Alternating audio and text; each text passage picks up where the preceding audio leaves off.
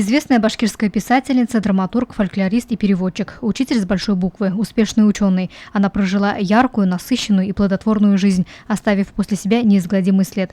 Расима Ураксина покинула этот мир на 65-м году жизни. Путь длиной в 6 десятков лет позволил ей раскрыть себя как всесторонне талантливую личность. Имя Расимы Булатовны хорошо знакомо и сибайцам. Она посвятила свою жизнь педагогической деятельности, отработав в педколледже более 20 лет.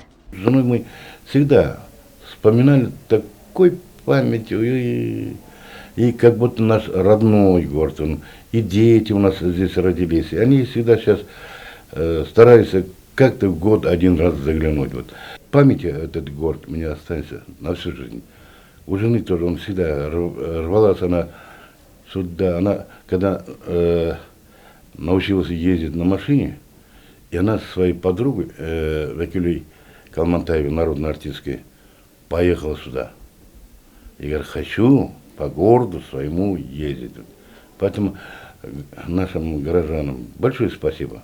Поддерживали они нас. Расима Ураксина завоевала признание как детский писатель. Ее произведения искренние и чистые, близки к мотивам башкирского фольклора. На стихи поэтессы было написано много детских песен, а пьесы поставлены в театрах республики.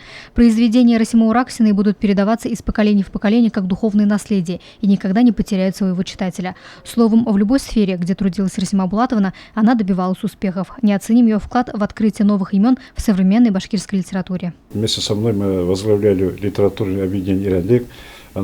Я был руководителем, она моим помощницей. Она помогала собирать всех, талантливую молодежь по 4 районам: Амзелийской, Зилаильской, Харбинской, Баймакской.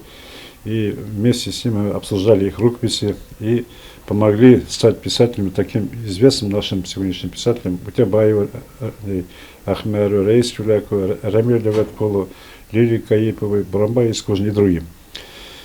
И вот драматургию она пришла, она была очень талантливой личностью, и в драматургии она проявляла свой талант. Расима Ураксина прожила красивую жизнь. Ее плодотворный труд всегда оценивался по достоинству. В разные годы ей присуждали заслуженные награды: отличник народного образования СССР, заслуженный деятель искусств республики, медаль за достижения в самодеятельном искусстве. Самая высшая награда – это целое поколение, выросшее на ее произведениях, ее труд, получивший призвание среди родного народа. Луиза Мустафина, Радмир Исюнгулов, Любовь Карпова, телекомпания СТВ.